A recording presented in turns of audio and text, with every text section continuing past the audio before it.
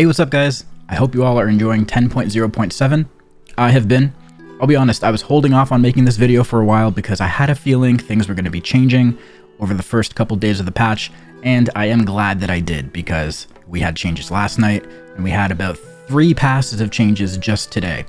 But I think we have settled in a spot where things are going to stay at least a little similar, so I'm comfortable actually making this video and giving you guys some information on the stones that you should be using. So, the first question that everyone is going to ask is this ring worth using?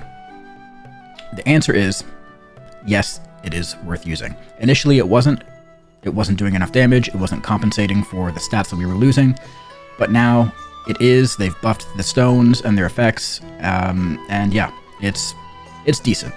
So, now you want to know which stones you should be using. We have a few things to look at. First, let's look at single target. So this sim was done by Shadrack, the guy who writes the Wowhead Guide, and you can see here that the Wowhead Guide has been updated with all of this information I'm telling you right now. So, his single target, best in slot setup for the Onyx Amulet is Desirous Blood, Prophetic Twilight Stone, and Freezing Ice. So this is pure single target. Next we have AoE. So this is an AoE sim with the left-right build, and the gems that we're using here are Desirous Blood, Prophetic Twilight, and Storm Infused. So that's just the TLDR single target AoE. But now if you want to learn a little bit more about how this works, we can read the Wowhead Guide. Let's start right here. As a side note, the Echoing Thunderstone has a special interaction with Havoc Demon Hunters. Due to our extreme amounts of movement in combat, and that Fell Rush temporarily spikes movement speed very high, it will stack quickly. However, I do not recommend running the stone. So this is saying that because we use Fell Rush, and in that like split second when we use Fell Rush, our movement speed goes up, we're able to stack up this Echoing Thunder a little bit quicker. Even with this interaction, it's not worth using, but this is just something to mention in case maybe, I don't know, they buff this stone in particular or something happens. But this is not one you're going to be running. But we just have to talk about that one quickly. So, what are the best primordial stones for Havoc? So there's a combination between Desirous Blood and Prophetic Twilight that kind of make everything sort of mesh together. So because Desirous Blood does damage and healing, mixed with Prophetic Twilight, where damaging effects from your primordial stones trigger one of your healing effects and vice versa, it creates this like feedback loop, right? And then when you mix it together with another DPS gem, it makes that gem proc more. So you're essentially doubling the proc rates of both gems. So that's how we're kind of squeezing out the value here. So primordial stones for raiding, again, we're using Desirous Blood, Prophetic Twilight, and the first best would be Freezing Ice Stone.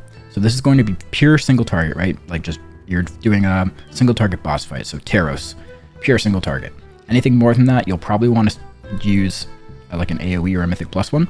So keep that in mind. That's a stone you're going to want to, if you don't have it already, you're going to want to get it, and then you're going to want to level it up. But first of all, you want to get Desirous Blood and Prophetic Twilight. So for Mythic Plus or AoE fights, again, Desirous Blood and Prophetic Twilight. And then from there, you're going to get Storm Infused Stone. So this one is particularly good for us because obviously it interacts with crit. So critically striking an enemy has a chance to shock them, and 2 nearby enemies dealing 9,300 nature damage. So this is good because, you know, we take looks can kill, and our I-beam is just always critting. And again, in combination with these two, it just makes it proc more. And it's good fun. If you don't have Storm Infused yet, or you haven't been able to get it, you can always substitute it for Pestilent Plague. That one was buffed today for quite a bit, but it's still not quite as good as, you know, Storm Infused. And even here, like in the single target one, if you don't happen to have Freezing Ice, you can just, you know, you can use Storm Infused instead of Freezing Ice. They're pretty close. And if you don't have either of those, you could use Humming Arcane. Humming Arcane was nerfed today for a substantial amount, making it a little less worth using than it was before. Before these nerfs, it was the best, like no questions asked, and that is obviously why it got nerfed, right? So these are the ones you want to start kind of gearing towards and trying to find: Desirous Blood and Prophetic Twilight. And you can gamble to try to loot these things from the vendor. So there's different schools of magic, right? So there's Condensed Arcane, Earth, Fire, Frost, Nature, Necromantic, and Shadow. So Prophetic Twilight comes from Shadow, and there's only 2 options when you buy a Condensed Shadow Magic. So your chances of getting this one are pretty high. Same with Desirous Blood. that comes from necromantic, and there's only 2 options. So you have a 50-50 chance each time you buy one, right? So pretty easy to get your hands on. And then, so condensed nature magic drops storm infused. This one could take you a little while to get because there are 5 options instead of 2, but I got mine pretty easily.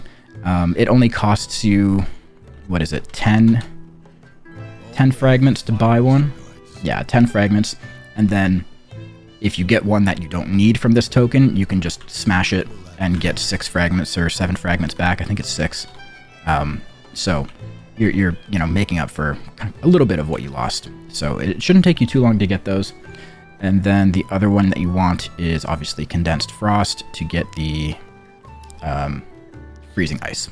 So those are the ones that you're going to want to get. That's where we've landed so far in terms of stones and their power level and which ones are good, which ones are bad. But of course, I will keep you guys updated if any more changes happen, which they might. I think these changes have kind of brought them a bit closer to just being best in slot for everyone, the ring that is, but I think there's still some outliers, so we may see some changes still going forward. I do really just wish that they would add stats to the ring. It doesn't even have to be like our best stats. Like, I'm not begging them to add crit mastery.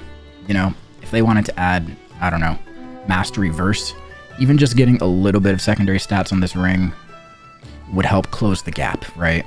Not just for us, but for all the other classes that are questionable with this. So I do wish they would just, add some stats, but if they want to keep tweaking the stones, that's fine by me. We'll figure it out as we go.